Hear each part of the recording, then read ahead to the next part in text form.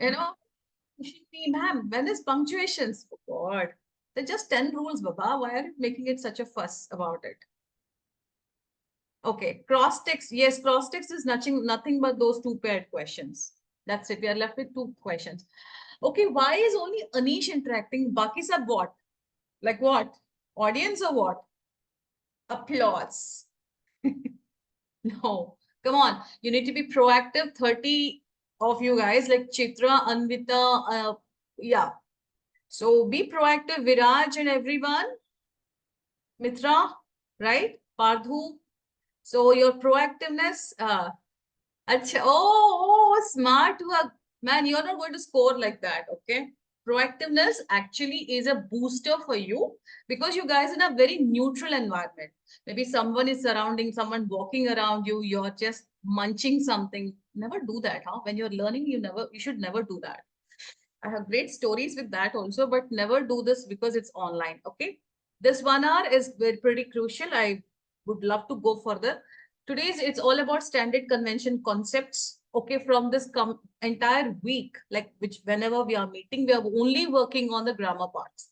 Okay, so you can sleep peacefully and stop dreaming, daydreaming, or night dreaming about grammar, grammar, grammar. Okay, should fall in love with grammar also. All right, and we'll be brushing up some basic grammar rules. Why? Very important. I'm not going to teach you what is a noun, N-O-U-N, noun, P-R-O-N-O-U-N, pronoun and all that, but some rules associated with it because when you're good with your basics, when you have that entire grip, naturally you will not have the stupid question like, what is that, these, those, and all that, okay? That's not a stupid question, but at this point of time, we expect you to be proficient with all those things.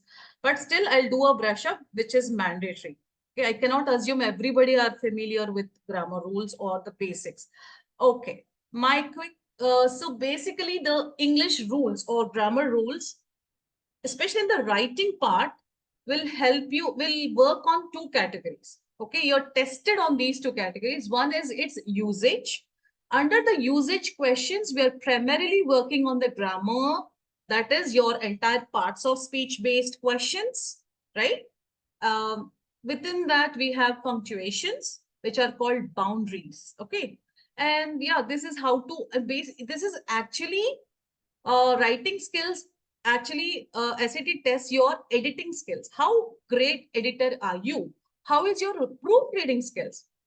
So this will like nowadays you are not writing an essay. Actually, that is where this all these skills can come into existence. I mean, really help you a lot.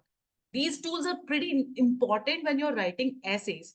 Now that you're not investing on essay writing, there used to be like students used to write essays. That was an additional test. Okay, $50 to $60, I guess. Huh. So we are going to learn this usage skills where we are working primarily about grammar and punctuations. And the rhetorical skills, we have already dealt with the transitional logic. Okay. We dealt with this question. Basically, rhetorical skills is nothing but how you're organizing your paragraphs. There used to be questions like, uh, if you look back at the paper based questions, there will be in the writing part, you have to, you know, correct the sentence or you have to replace the order of that sentences. So for that sake, you should definitely know where to use these grammar skills. Okay, how is the transition happening? Okay, how are the sentences properly placed in an order? See, if a movie is running like here and there, back and forth, you'll get mad. Like you'll say, what the utter flop movie, man. Bekar movie देखने मिलता है. Paisa vasool. You're not getting that paisa vasool feeling, right? So you literally bash, you put a review that है बकवास है यार बकवास है मत करो मत जाओ है right? So you're not allow anybody to watch. It's the same thing. So you're logically rearranging those sentences which you are not having this in this digital SAT. However, it's very important you know the transitions like we already dealt so many questions, two sentences connect. The relationship between those two sentences is dictated by the transitional words. In a logical flow, transitions helps, right? Here and there, the discussion will come. So I'm just giving you a quick recap of all those things. Okay. Now, usage skills. This is exactly what we are practicing today. So the standard convention categories include, you need to pay a lot of attention over here. It can be little reading version. I'm going to make you read and all that. Because, and also you have to put a cheat sheet. Prepare your own cheat sheets, like for commas, this, you should follow. Okay. For semi, okay, what is this means the dots. Okay. The bullet points. I hope you're getting it right. This is my language. I'm so sorry if anybody have confusion. Please say it out, okay? I have this lingo or slang words, so it gets easier to complete those blanks. Okay, so we have two types of standard convention categories. One is form, structure, and sense, which includes your parts of speech. All the questions associated with parts of speech. It can be subject verb agreements, pronoun antecedent agreements, which we have already done. Superficially, we have already done. When you remember, I briefed you about how to better your reading skills, especially with this, that, these, those, right? And compression nouns, huh? But this will be little more in detail. And then you have verb tenses. So basically, form, structure, and sense is all about your noun agreements, pronoun agreements. Then you have related to comparisons, right? And parallelism. All these things comes under the so-called concept called form, structure, and sense. Boundaries are exclusively like diehard fans of punctuations. Like I know you're all so in love, infatuated with punctuations. And yeah, you don't need to be a grammar Nazi. However, the rules are very important because SAT, ACT, or everything works only on the rule. Okay, just I don't want to say it, but please don't allow me to hold it. Yeah, you need to by heart it. Okay, memorize them or prepare your own cheat sheets. Okay, next, as you keep working on them, you don't need to do all this memorize mug up thing. Okay, anyhow, the only thing that you're doing in the standard convention questions is you're going to read, find the mistake, not from the passage, not from the blank, but from the options given. You'll find that three of them are like similar mistake. There are errors in it. And only one of that is going to be your answer. So you have to look for that perfect answer and plug it into that blank. Okay. And see that the one which you're plugging in is making absolutely grammatically correct. You are looking only for the grammatical correctness or accuracy, right? You're fixing the problem over there. So you're the Bob the fixer, right? So basically, you're actually proofreading and editing. Okay. The more you do it, the better writers you become and the better, essays you can write in future or do your presentation skills or business writings and reportings. All right. So these are the concepts under form, structure, and sense: subject verb agreements, pronoun antecedent agreements, verb forms, subject modifier placements, plural and possessive nouns. Some of them are like you're familiar with, however, you never worked in particular. So we'll be working. Boundary questions are like, what is a sentence? What are clauses? What are fragments? What are the additional supplements? How to place a non-essential, essential sentences? Modifiers, we have dingling modifiers and different types of two types of modifiers, out of which dangling modifiers are very important. And finally, we will close the session, okay, the writing session, because we are left with two more reading questions, right? Punctuations with punctuations. That's the grand finale of this so-called writing. Am I clear? Chalo, in the chat box, everyone make some noise. Put some BIO. BIO. It's a Sunday evening. I'm supposed to go out. It's drizzling outside. I'm supposed to have some ice cream. Okay. I don't want to count my calories. I know. All right. Come on, yeah, dude. There's somebody inside me, right? It needs to satiate itself. How much long can I hold myself? Right. All right, Mitra. Mitra seems to be pissed off a little. So she's like thrice. Bio. Okay, I'm getting it. So let's first brush up our basics. Go back to the basics. Now, let me ask you a quick question, and everybody should be proactive in the chat box because this job is your job. You are already dealt with these things. Let me ask you my first question. Achha, by the way, standard convention questions come like from the 15th question onwards. So what would I suggest you is leave aside everything. Jug chodo. Forget everything. directly jump bang onto these grammar questions. Okay. Start with 15th question onwards. I would suggest you do this because these are the easy peasy ones. And then go to the hard, difficult part of the module. Okay. First module. So this is what you have to do from the 15th question onwards. You are going to knock it out. Okay. Don't wait. Ma'am, time management is difficult. Don't say all those things. It's pretty easy. Okay. So you're going to hone some grammar skills within these sessions. Okay. Now basics. Parts of speech. Now tell me in the chat box, what are the parts of speech? What did you learn during your academic years, all these past years? What happened? Huh? What are those parts of speech? Some fundamental information, put that in the chat box. Let's go with the fundamentals, go with the basics. How many parts of speech are there in English language? First question. India wants to know. Sorry, I want to know. Acha, 8. Super. Mitra, wow. Only preposition? Acha, you left out. Okay. Good. Why only these people have they what? Keyboards? Dhriti? Huh, Nikhil, Veda? Chalo. These are like recap, reinforcement. You know, I know that you know, but there are a few more questions coming up. Okay. Well, noun, pronoun, verb, adverb, adjective, preposition, conjunction. Only 7. Okay. We have till conjunction. We are going to work. Interjection is something that that's not that exclamation, no? Wow, alas, hooray. Remember? Bravo.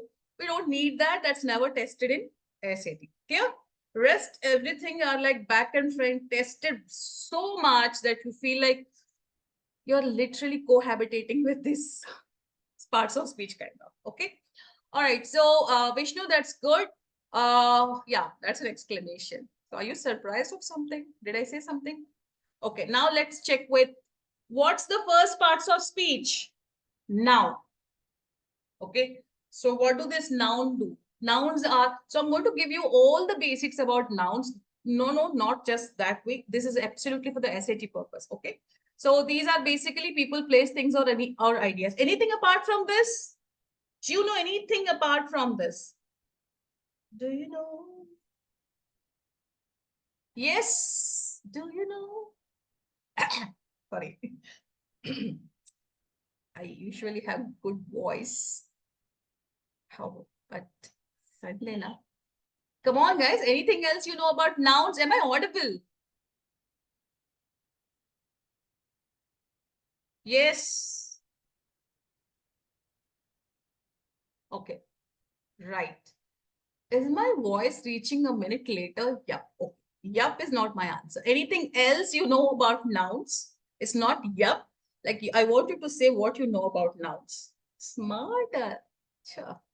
So comes after an article. Okay, the best way to recognize nouns are even in your what?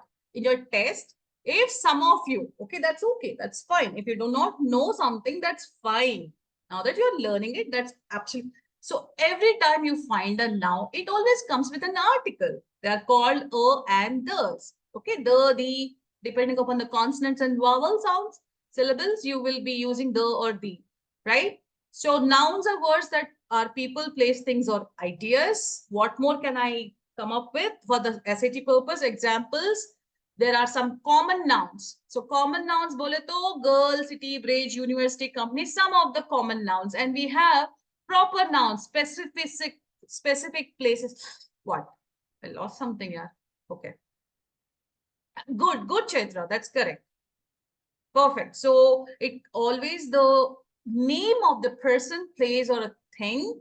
If you want to write a proper noun, they always come with what? With a capital letter. Okay. And concrete nouns like water, air, street, person, and so on. Okay. Now, abstract nouns, we already dealt with these. They're called compression nouns. They are like non-tangible. You can't touch. Hence, they're called abstract. Freedom, love, justice, hockey, biology. And you know what? These ideas and concepts, okay, they actually end up with shun. Okay. Nouns that end up with shun, they're basically abstract noun, like shun. What more do you have? Meant, latitude, or this kind of tude kind of. No, or this one. Okay. So they're all abstract nouns. Government, employment, dumb, freedom, kingdom, HOD, hood. Yes. Yes, Anish. True. Very true. Correct. All right. I think now you got the context. Now it becomes easier to identify a noun. Why do we need to identify a noun? What's the purpose? What is a noun doing in a sentence? What's the functionality of a noun? Huh? What's the functionality of a noun? Yes.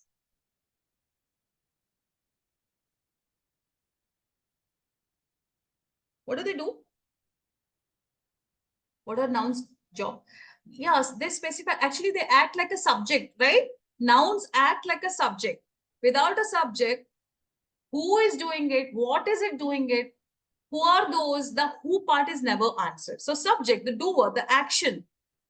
Yes, the action, the hero of that sentence is nothing but the noun part. Okay, the subject.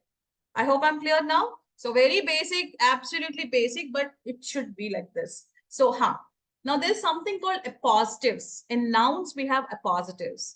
So what is this? By this sentence, can you tell me what is appositive?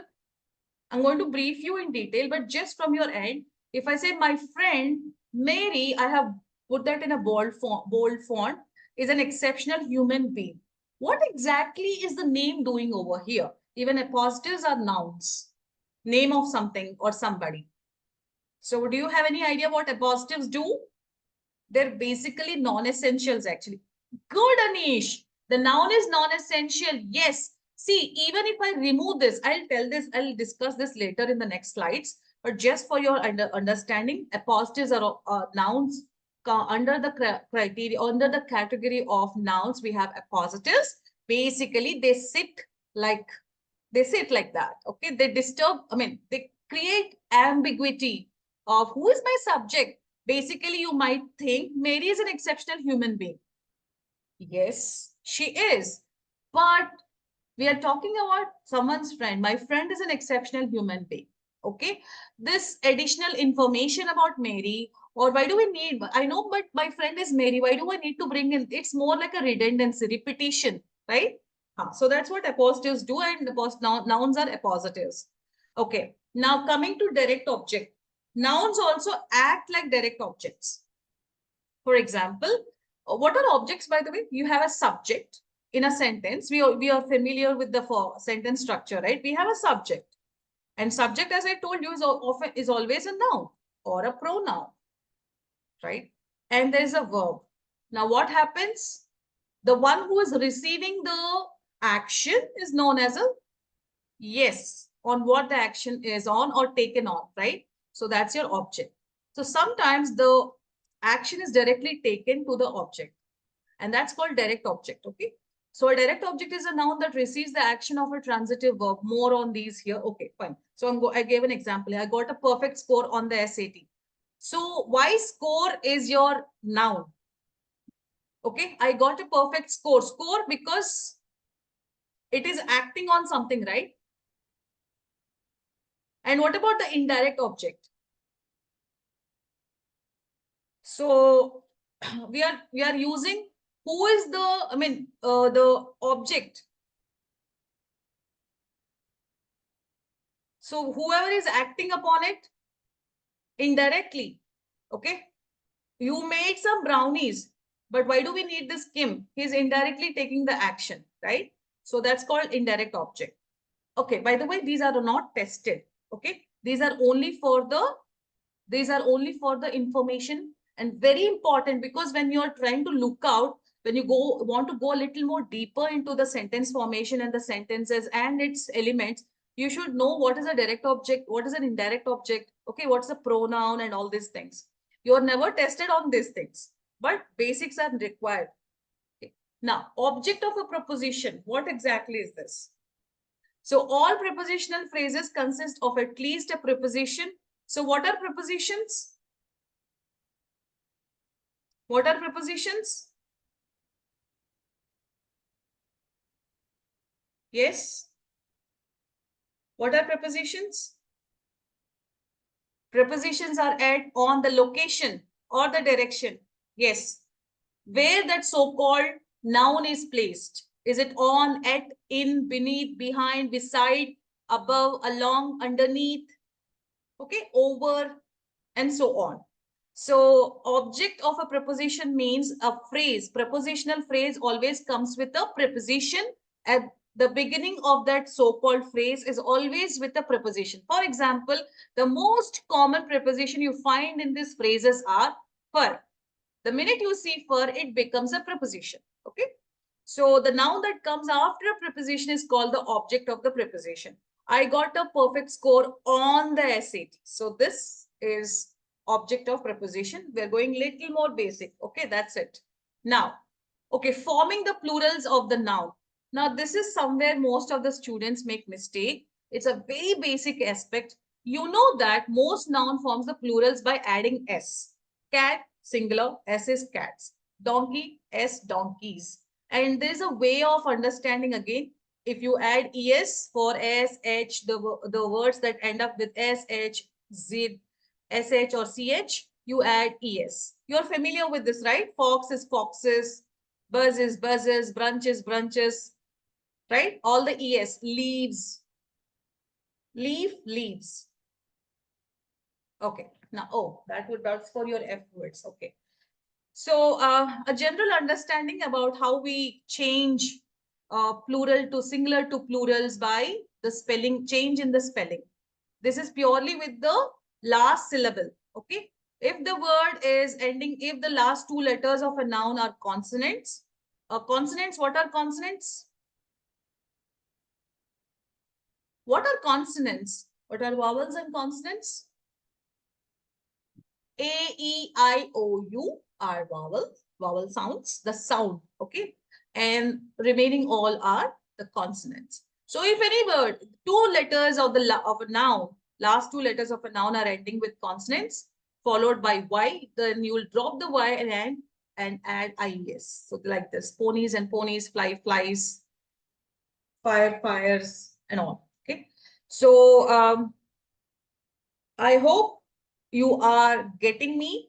So this is just a quick recap of all those that you have learned all these years. Okay. And of course, some nouns form the plural irregularly, like mouse. You know this, right? Mice, child, children, man, man. Anything of this sort you know? The noun form changes to a different spelling. Yes. So that it is easy for you to recognize, we are talking about plurals here. When you're tensed, you will miss out on these small, minute aspects. And then you look out for its verb, which has to match to what matches to mice. What's the verb that matches to mice? Is it are or is it is?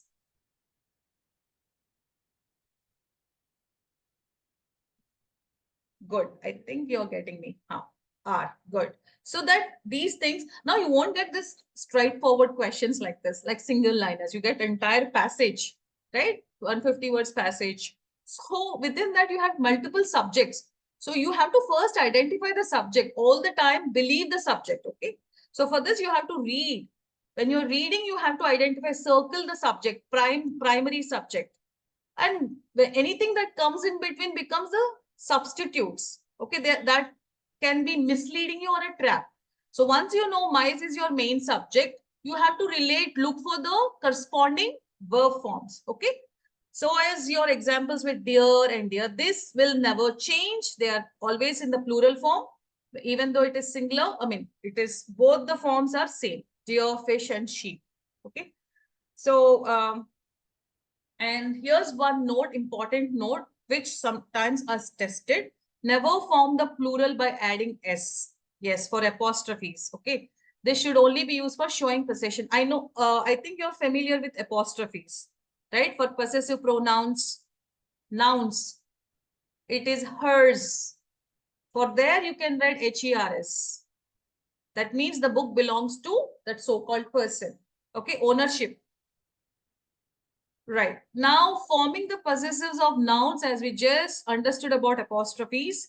So like this, bobs, mouse, donkeys.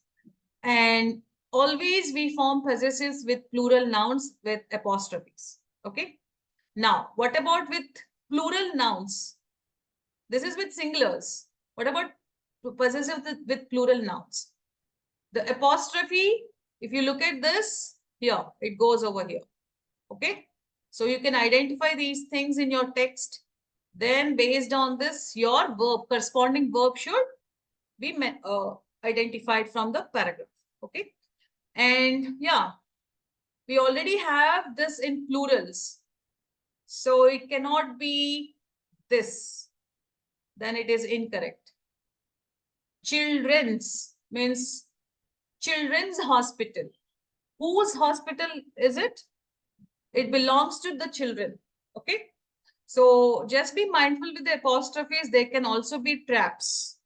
These are like small things that become a big trap and you end up marking incorrect answers. So be careful with these minor things. They are very much basic, but you have to keep this in mind. Now here comes the actual type of nouns we are tested.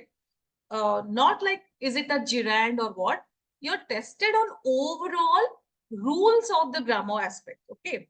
Now, if you know that a verb, okay, a verb, if we are using this verb to do, to give, to learn, to jump, these are infinitives. Okay. We have another type of verbs where we use ing forms. And a verb plus ing, if you use in the beginning of the sentence, what happens? This verb plus ing is no more a verb. It's not your continuous form like I am jumping, I am eating, I am going. No, because why? Why is it? This becomes a noun form now. And you know, when it is a noun, it has to become a subject.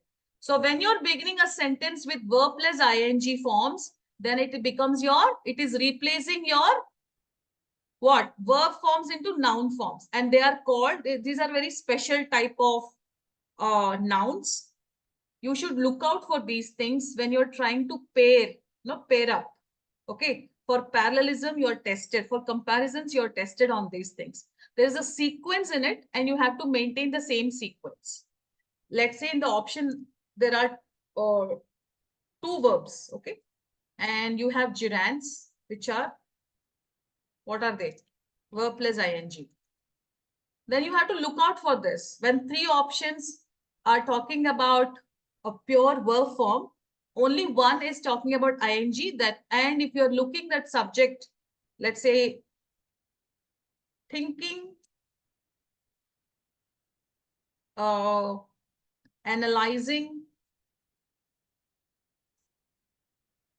to read are the best ways to comprehend a passage.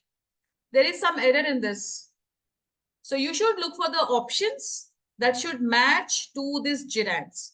First is a gerund. First one is a gerund because we're talking it as a subject. This is name of something and that name is thinking. That action name is called thinking. Analyzing, again a subject. We have two subjects. Now something odd man out is to read. It's an infinitive form, right? So you should look for the third option should also be in a gerund form. Okay. That's where you're tested on. So I'm directly giving you the options and bringing you to the about the description about the question type. Here you go. Baking is a pleasurable hobby. Here, baking is the noun, the subject, the name of that so-called activity is called baking. Okay, or to bake, or you can say one of the hobby. Baking is one of the hobby, a pleasurable hobby. is like when you're talking about that particular subject, noun. Or if you have to convert this into an action word, then for me, baking is a pleasurable hobby. Okay. Then you're talking about an activity as an action word. Okay. Continuously, you're doing something. Clear? This is what I was talking about. Infinitive as a noun. Nouns come in gerund forms, and they also come in noun forms. Like he likes to run. To run is also a form of noun. Okay. So these are some of those aspects that you have to keep in mind. Very special of these are like gerunds. Very common. So one of the options can be three options. Two options will be infinitive nouns and three will be infinitives and one will be gerund, and vice versa. Sometimes your answer choices come in that format. Now, let's understand pronoun. What are pronouns? So for the nouns, you have to look for four options. There are four things that you have to keep in mind, which is common noun, proper noun, abstract noun, or and collective noun. And then you have followed by nouns in different forms that you'll look into. You'll get those as different, especially the gerunds are very common that come as one of the question can be asked on gerunds. Okay, as options. What are pronouns? Good, Mitra. Word used instead of noun. Okay. So it's a replacement. Pronouns are replacement for the noun forms, right? Now within this also, let's see what are the SAT format or template you'll find for pronouns. So pronouns are words that can replace nouns, which you already mentioned. Unlike nouns, pronouns have different cases. What are cases? Okay. So cases are like you have first form, first person, second person, third person, right? So that will change. For singulars, you have I, you, he, she, it. For plurals, we have you, we, and they. So they are called as cases. Okay, this one. For personal pronouns, we have three different aspects. One is first person, I, and if it is plural, it becomes we. Second person is you. Again, for plural, also same. Third person, he, she, it. If it is singular, plural, it is they. And when it comes to receiving, like the direct object or indirect object, how do we say? Me, you, him, her, it. If it is plural, us, you, them. Again, you don't need to remember, but this is a quick brush up of all those basics. All right. So some description about this subject of a clause or a predictive nominative. What is a predicate? Predicate is nothing but the object. You have a subject and a predicate, right? So she and I went to the store. So here, she is your subject. I is the indirect or direct object. Michael and he are my best friends. So based on this case, you will be converting. Yes. So we have subject and predicates, right? And what about the non-personal pronouns? We also have non-personal. We have personal pronouns as I, you, we, they, he, she, it. Now we also have non-personal pronouns which are tested, actually tested. Okay. For example, I have two dogs. Both are very lucky. So this both, this, some, few, many, either, which, who, and one. These will be tested. So there will be trap. You should look for its owner, I mean the doer, and you have to connect it to the right verb. Okay, that's how you establish subject, verb, or pronoun, noun, antecedents. Okay, so I have some examples over here. This one is my favorite. Okay, this one is my sister. Few one succeeds. Why is it incorrect?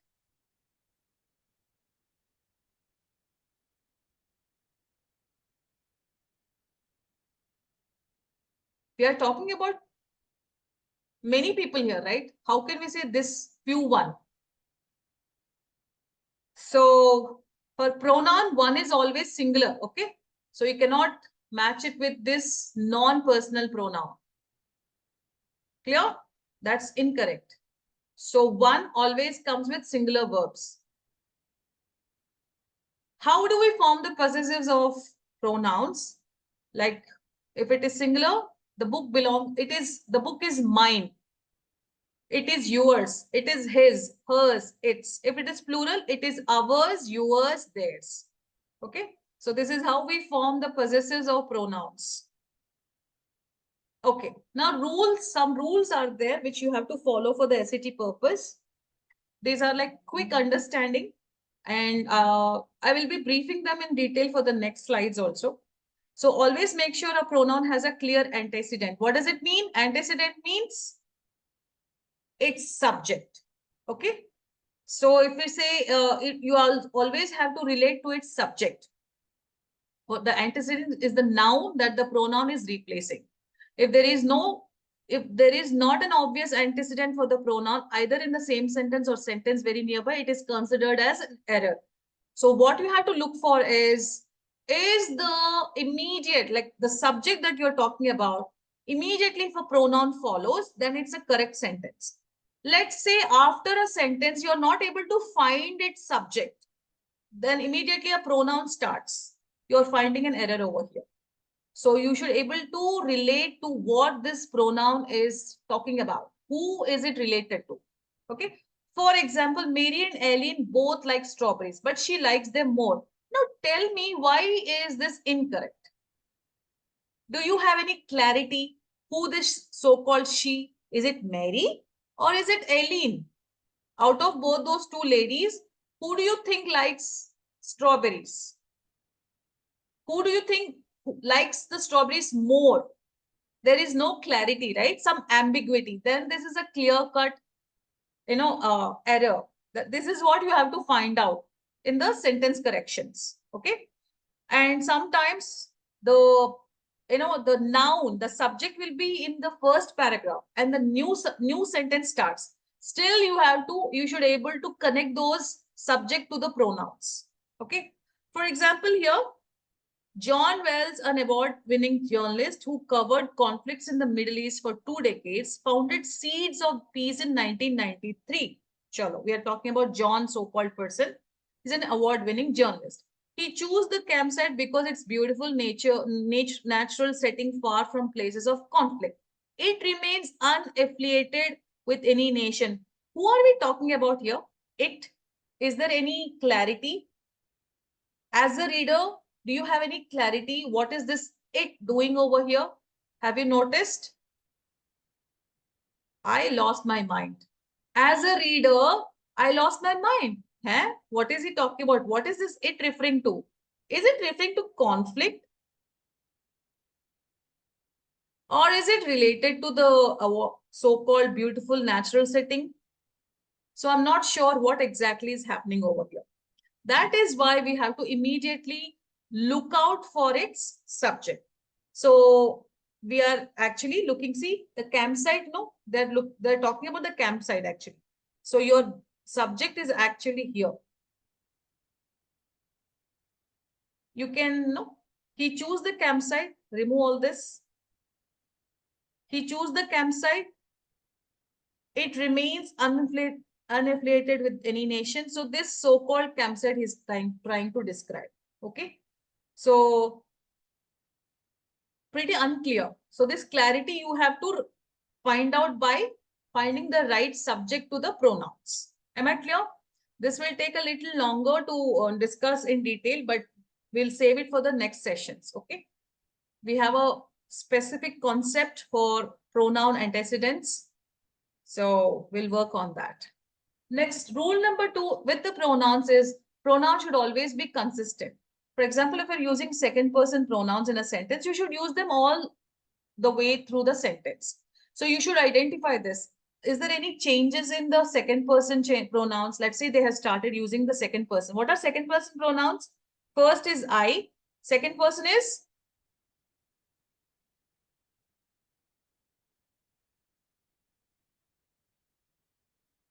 you. Correct, Anvita. So before one starts new class, you should always read the syllabus. Why is it incorrect? We are talking about one, and here you're talking about you. So it's not correct, right? Not matching to our subject. So we will change. If it is you, then here also it should be you. So there should be consistency with your pronouns. Is this clear with this example? And this is what you have to look for. This teeny things, teeny weeny things you have to keep in mind so you get close to your answers. Okay. Next, rule number 3. So rule number 1 is like look for the subject even though it is in the previous sentence. And rule number 2 is your pronoun should always be consistent. Rule number 3 is you should always match their antecedents in gender. Yes, very important. This is again tested actually. The boys all asked her out, but she didn't like him. Oops. The boys all asked her out, but she didn't like them. We're not talking about one boy, right? It's boys, plural. So you also should look out for this gender, okay? Feminine and masculine pronouns.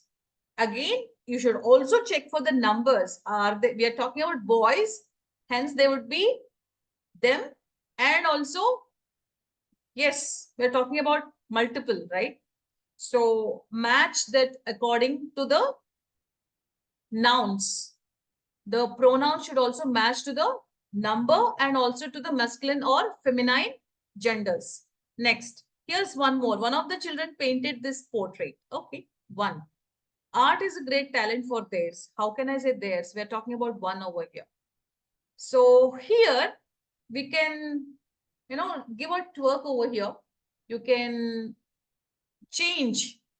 If you have an option that has his or hers, please go with it because this one is not sure which gender we are talking about. So if the option has his or hers, you will go mark this. Am I clear? There is no second thought. You have, if it is one and you don't know which particular gender they're talking about, his or her is your answer. Each of the actresses were considered most beautiful when they were in their prime. And they're in the prime means they're in their ripe age. I mean, they're in young age, youth. Each of the actresses was considered most beautiful when so we are talking about each here, not just everyone. When do we say each? For singulars, right? So we have to choose, because we're talking about actresses, the corresponding pronoun should be she, and that too singular. Am I clear? Right. Next are verbs. Now, what are verbs? Chalo, back to the chat box. Huh? What are verbs? Very good. Action words. There's so many verb types. We'll work on those also. Verbs are words that show actions or state of being, right? Very good. That's good, Gauri. Good. Now, for example, to be, to have, to seem, to go, to study, to believe. And you know what? These two are quite frequently tested. What are those two? To be and to have. These are like very quite, I mean, like very frequently tested in your SAT tests. Okay. One of the option can be to have and to do or to be. Okay. So, so basically they are talking about the action words, and these two action words come in two forms, which is transitive verbs and intransitive verbs. Don't need to learn all this as I keep telling. Don't get like, my God, so much. No, I'm also bringing what are the types of concepts that are tested. Plus, when you are working with the rhetorical skills, that is when you're trying to work on the transitional logic, when you're doing the reading part, there also these things can help you. Until unless you don't identify the plurals and singulars, your sentences also will not, your reading will also not progress. So overall grammar skills are needed. Okay. But for the usage skills part, you don't need to work on these titles and all these things. So here, when you look at the car rolled backwards, but to whom? Who is the one who took the action? No such direct object here, just rolled backwards. Where? Onto what? So the car rolled backwards on the road. If it was on the road, then it is the direct object that is taking that action. I ate wonderful toast. So toast is your direct object. So these are the action words. If you have this type of sentence, I ate wonderful toast is a perfect example for the subject verb agreement. Okay. because we're talking about I, the person who did it. Now, conjugating is something that you will be doing. We are tested on this. First person, we say I walk, you walk, we walk. Sorry, he walks, she walks. First person and second person, I, you, we walk. And for third person, he walks, she walks, it walks, they walk. Sorry, it walks. Okay. So this S and no S, remember that. Based on this, your verbs, you have to associate your subject to the verbs.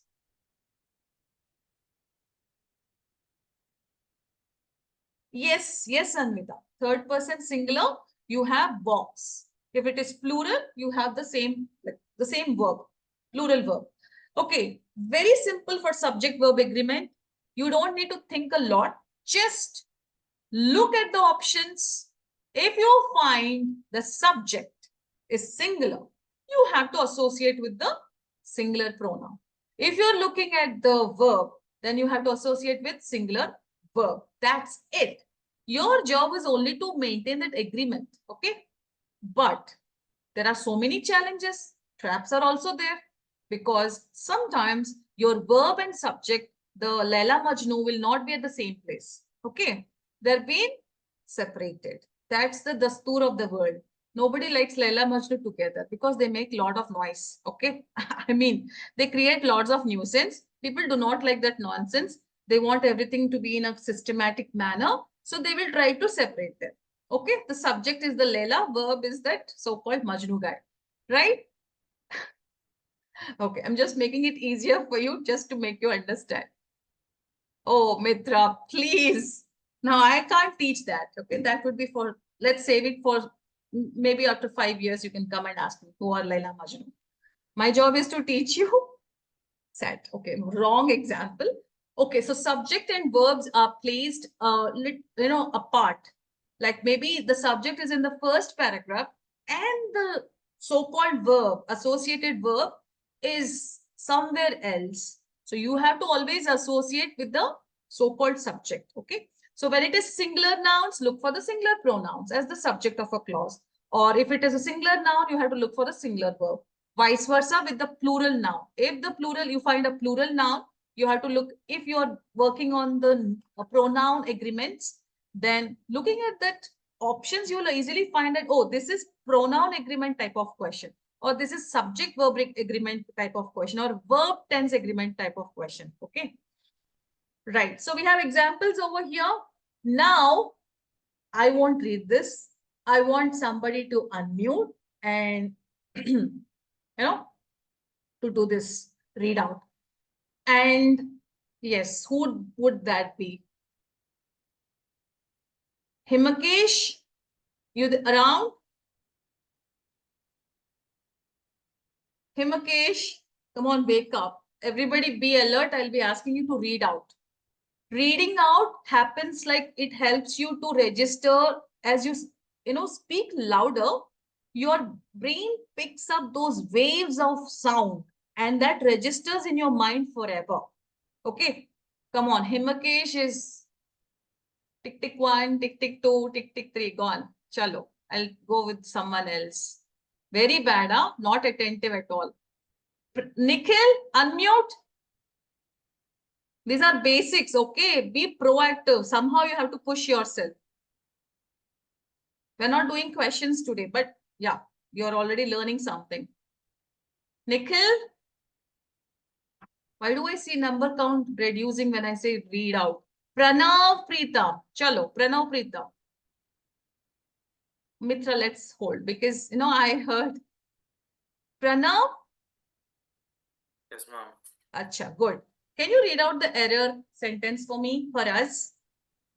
The third one. Error 1, the Okay. climate. The climate in those cities are uncomfortably humid. Why do you find this? There is a corrected sentence. Why? What exactly is the explanation here? Climate? Climate is a proper noun, right? Yes, ma'am. And climate is always singular, correct? So you should identify these things. So you will easily connect to your corresponding verbs. Okay. Okay, why is this singular? Why do we need is rather than are? Yes, Pranav? Pranay, Pranav. Not sure? I'm not sure. Okay, Baba. Thank you. Thanks a lot for unmuting. Chalo. So the climate is a proper noun, and for proper nouns, they're always singular because we're talking about one particular subject, only one. Okay. So if you make a mistake because your are verb is placed immediately after cities, there can be a chance that you might end up thinking, oh, this is correct. Cities are uncomfortably humid. For cities, it is correct. But let's connect to the what are we talking about? Who is a prime hero here? Who is the actual hero here? Cities is that, those sidekicks. Okay. So climate, we are actually talking about the climate in those cities. We are not talking about cities. We're talking about climate. Why? Because it is uncomfortably humid. If I say cities are uncomfortably humid, no, we're actually talking about climate. The description part is about climate. So our hero here is climate, who is single but not ready to mingle, right? Yeah. So that's why it is. Singular nouns, singular verbs. Goes by the rule, right? You should go by the rule all the time. You cannot forbid the rule. Then you're a trespasser. You'll lose score over there. There's one more, Mitra. Come on, do it, girl. Chalo. She's going to There walk on the was mat. a rat There was a rat. Huh. and 3 buckets of whitewash in the corner of the basement. Mm-mm. Okay. What's The wrong with correct that one, sentence? actually, the 3 buckets of whitewash is a plural. Oh, yeah, correct. Correct. Huh. So it means we have to use were instead of was. Correct. So what happened here? We are talking about the 3 buckets of the whitewash. This is your subject. Okay. There was a rat and 3 buckets of whitewash in the corner of the basement. So we are not talking about the rat over here. The second part, okay, whenever you have two of these subjects, the second subject will become your connecting subject, okay, the connecting antecedent. Clear? This becomes the owner of the sentence. Clear? So there were plural. There were a rat and 3 buckets of whitewash in the corner of the bucket. We are justifying with this one. Okay. So we're not talking about the rat. We need this part. The second part, if it is in plural, then you have to look for a plural verb. Am I clear? When you have two subjects, one singular, the other one is plural. The second plural verb or plural noun is what you have to correspond your verb. Am I clear? When you have a singular and a plural subjects together connected by and, you will be picking up the second one. Based on that, your verb should correspond. Am I clear? Very basic rule. Okay. Anybody wish to go with the third option, third sentence? Yes. Come on, unmute. Volunteer. Vishnu? Yeah, go ahead. Miss Russell is trying to read a book outside, but a swarm of flies keep distracting her. Okay. Swarm is a collective noun. You know what is swarm?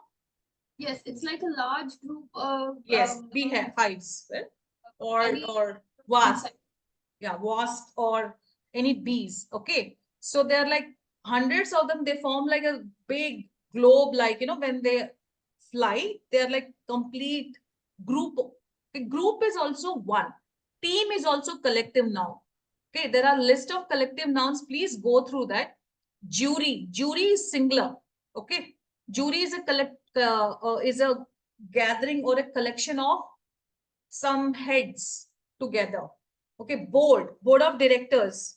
Board is like one unit. Fleet of ships.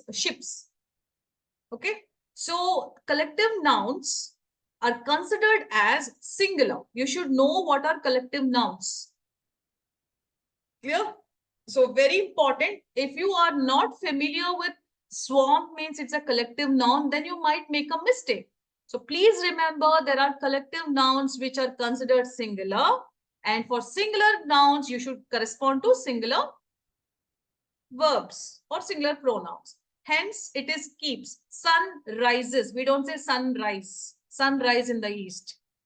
Sun rises in the east. I wake up because it's singular. I, singular, first person, right? For he, she, it, we use, or noun, any name of something, we use S. Sun rises, Ravi walks, Mitra talks, right? Pranav unmutes, right? So please be, like confident with this so-called collective nouns. Okay, now the trick. That's exactly what I'm waiting for. And so are everyone. My sister, despite having to carry three children, walk 5 miles every day. What's wrong with this? I find everything correct. My sister, okay, having to carry 3 children. So as per the 3 children, are we talking about the 3 children? Or are we talking about the sister? Absolutely, Chaitra. So we are talking about the sister. Here goes the connective. This is our subject. And therefore, your corresponding verb should be walk, not, sorry, walks. Because we're talking about singular. Singular nouns, singular verbs. Plural nouns, plural verbs. Am I clear? So, yeah, yes, Jashwant, correct. Not, I think you're absolutely correct, Jashwant. Good try. Okay. So your answer is my sister, despite having to carry 3 children, walks 5 miles every day. So those people who are really good with this subject verb agreements, what is it? What is the takeaway for you is, so you should be reading carefully. I know you're familiar with all these things. However, sometimes out of over smartness, you might miss out on these small aspects. Whenever you see a subject, circle it. Whenever you see a corresponding verb, circle it and look at the connection. Are they connecting? Are they making a relationship? Are they really corresponding to each other? This is exactly what those who are familiar or really good, have a good control over the tenses or the subject verb agreements. This is a takeaway for you. For those who are not so sure, ma'am, I don't know exactly, I'm very much basic, then this is exactly your example. I think I'm clearing for both the parties, right? Those who are just learning about these things, or to those who are already done with this, but they made some errors just because you missed out on these things. Okay, right. How about this? Okay, let me ask what's wrong with this question. Gauri, do you want to unmute and tell us what's wrong with this sentence?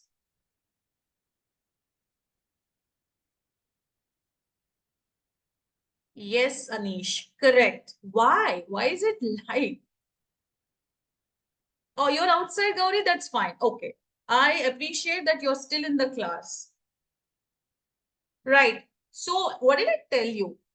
When you have two subjects, When you have two subjects, so Maria and Joey likes to dance. What's wrong with that? Why is it like? Because here we're only talking about Joey.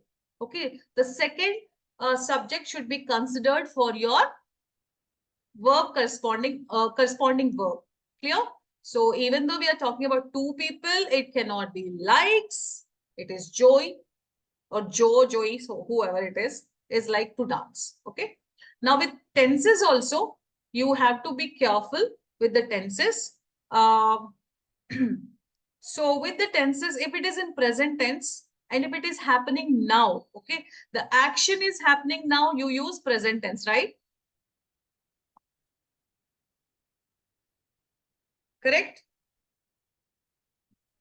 So I'll be closing the session in 15 more minutes because I started late. Okay. Just hold on for 15 more minutes. I'll be closing and we'll have some Tomorrow, Monday again, we'll be meeting. So then I'll give you complete questions for this. So present tense, ongoing action. Okay. So ongoing action is present form. So when you are looking at any of the passage, if they say, if at all you are reading like in late 1940s, so naturally you have to look for present forms. Option should be in present form or in the past form. Yes, if the passage starts with in late 1940s, the author options when you're looking at what option fits for this kind of passage. Is it present forms?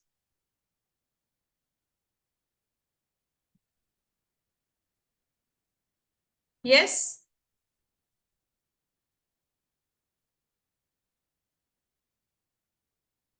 Huh?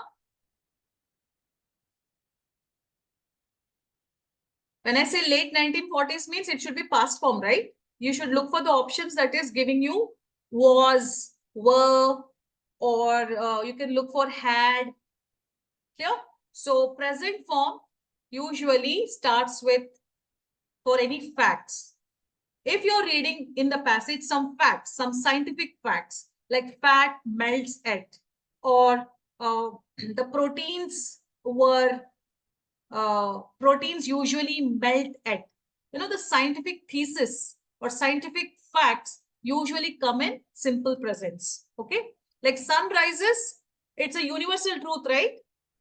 Isn't it? Or what do you say? Bible is a holy book. It's a universal truth. Or you can come up with any of those truths. What are habitual actions? Like the one which you like, or scientific facts, water melts at, ice freezes at. These are all facts. For things that you're reading as facts, come under present, simple present. So you have to look for those simple present. Let's say he's trying to explain some past actions, but they're still happening. In that case, you should look for present perfect, like have plus have finished. The presentation have finished, or the presentation have the research has given many new possibilities. So what am I talking about? Has plus given, past form, past participle, has and have.